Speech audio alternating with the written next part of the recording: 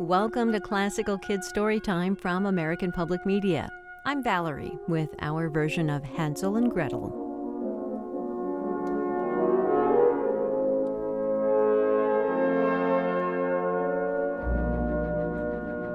Once upon a very long time ago, back when people were a lot meaner and weirder than they are today, there lived a brother and sister named Hansel and Gretel. They lived with their father, a woodcutter, right next to the woods, which is a handy place for a woodcutter to live. One more person lived in the house, the woodcutter's new wife, Hansel and Gretel's stepmother. Now, I bet you know a ton of super nice stepmoms and stepdads. Maybe you even have one of your own. But this particular lady wasn't so nice. Would you stop making such a racket? You're going to bed without supper. She yelled at the kids and complained to the woodcutter and slammed cupboards and stomped her feet and was just a selfish, disagreeable person in general. It was always a struggle for them to put food on the table because they were so poor. But then a terrible famine came, and it was almost impossible to find food. The woodcutter's wife was extra unpleasant then. She started whispering to him, "There isn't enough food to go around," she said. "Why should we all starve?" And wouldn't it make more sense to take the children someplace and just leave them there? She told the woodcutter that the kids would certainly be found by some other family and taken in by them. But she didn't really know if that was true, and she didn't care. Not a nice lady.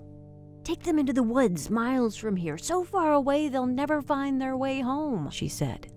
Hansel and Gretel overheard her saying these things, and they were very worried. They knew they needed to make a plan. "I know how we can find our way home," Gretel said. She told Hansel to save half of the dried-out crust of bread that was their dinner. She saved hers, too, and she wrapped them both in a handkerchief and hid them in her pocket. Then she and Hansel fell asleep.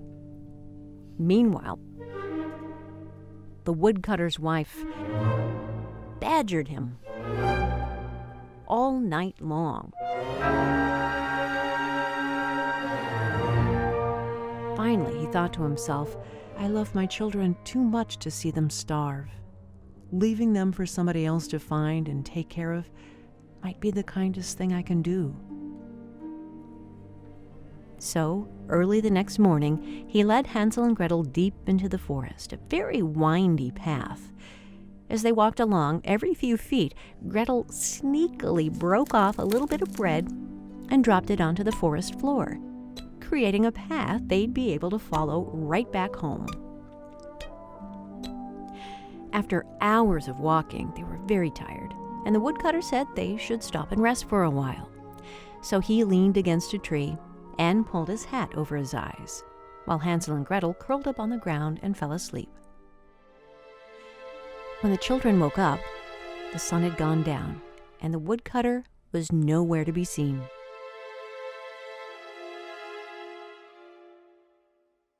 They were very scared and sad, but they knew they had a path of breadcrumbs to follow home. They waited for the full moon to rise, confident that it would shine right down on those little pieces of bread and point them home.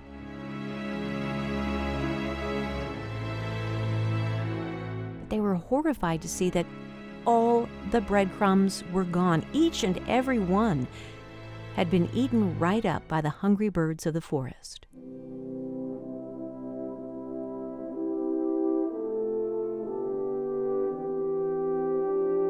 They tried to find the way home on their own, but they only got more and more and more lost in the dark woods. After walking for hours, they had to stop and sleep. Even though Hansel and Gretel were very scared about being alone in the huge forest, they had each other, and they fell asleep.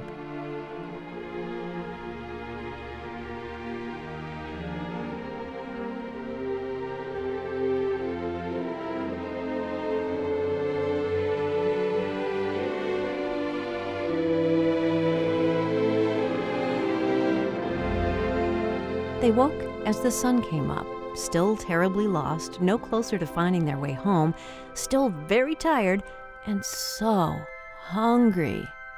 But they had to start walking again anyway. Suddenly, they stumbled into a clearing, a kind of open space in the woods.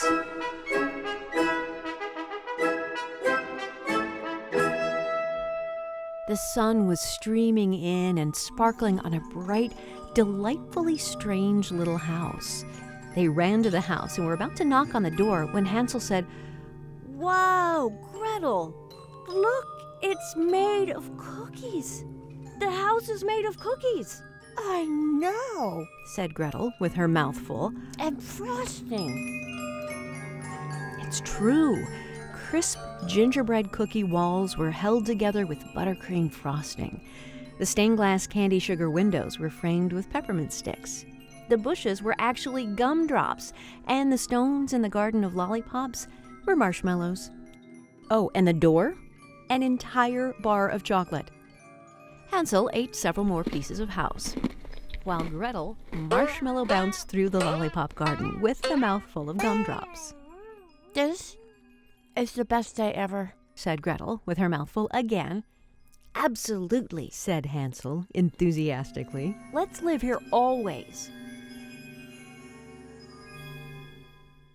What they didn't know was that the gingerbread cottage belonged to a horrible witch. The witch had built the house specifically to lure people to her.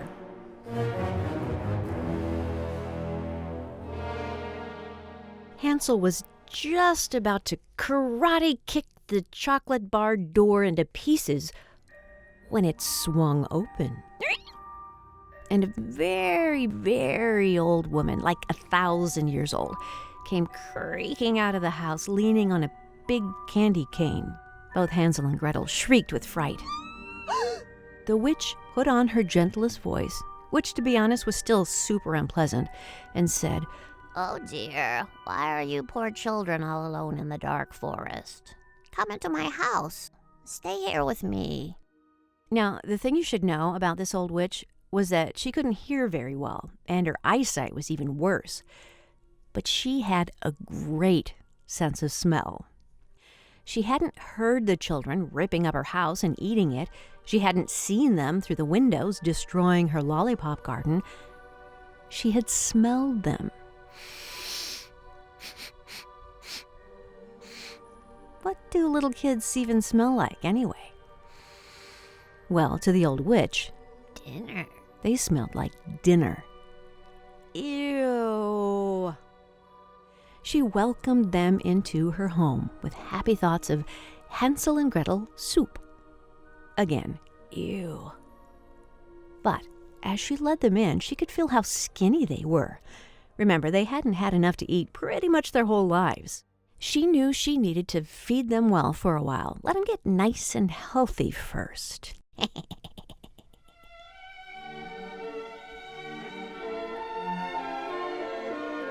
Right away, she magicked up some pancakes with apples and butter and maple syrup, and Hansel and Gretel ate until they could eat no more. And then she led them to 2 sturdy little wooden beds with soft mattresses and pillows piled high.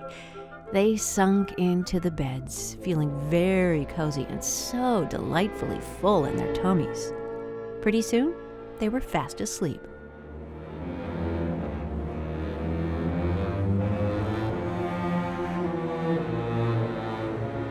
The next morning, when Hansel and Gretel woke up, the witch had stopped pretending to be kind. She put Hansel in a cage, and she told Gretel to fetch water to make breakfast for Hansel. So he'll be nice and plump when it's time.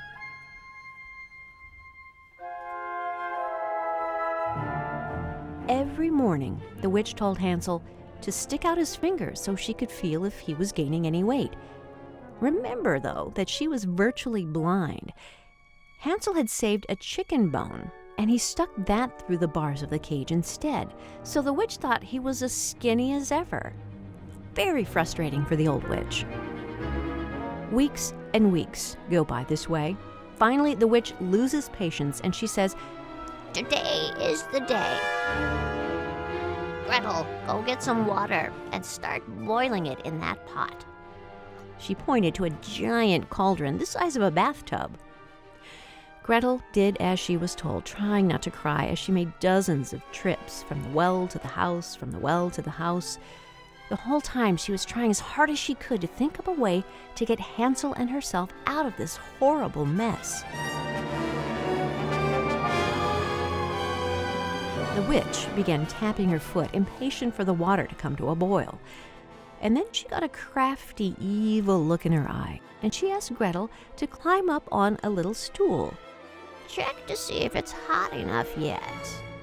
Her plan was to push Gretel into the soup pot before adding Hansel. But Gretel saw what was going on, and she played dumb. I don't know how to check.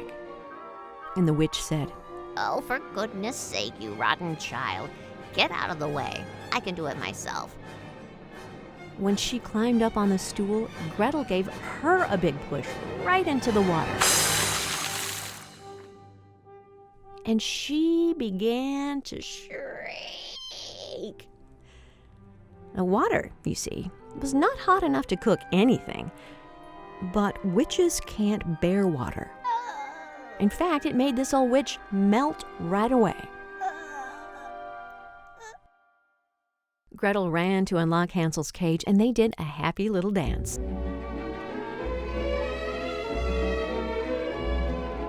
Since they didn't have to be afraid of the witch anymore, they explored the rest of her house, stopping every once in a while to graze on a bit of window here or gummy brick there. Oh, so good. In one cupboard, they found a huge chocolate egg. Score! And when they broke it open, they were shocked to see that it was full of gold and jewels. They stuffed their pockets full and also filled a big basket with all the food left in the house.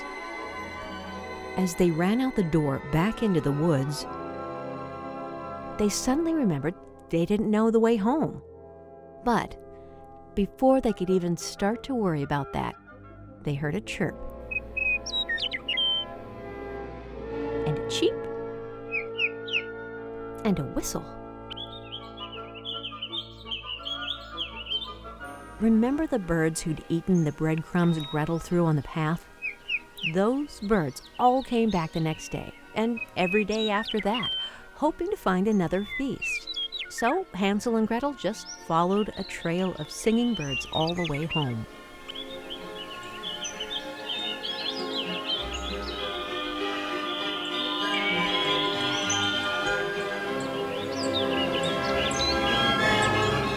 When they ran into the little hut at the edge of the woods, their father was overjoyed to see them.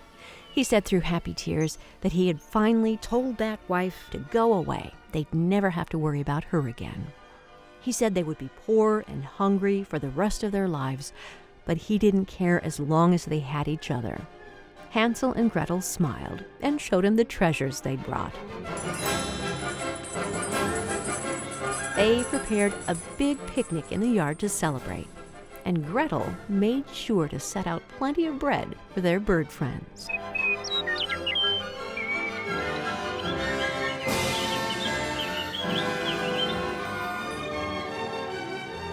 In fact, Hansel and Gretel and their father never again ate another meal without sharing it with the birds who'd sung them safely home.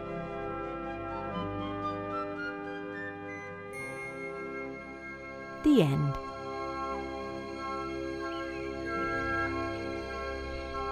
Thanks for listening to Classical Kids Storytime from APM, American Public Media.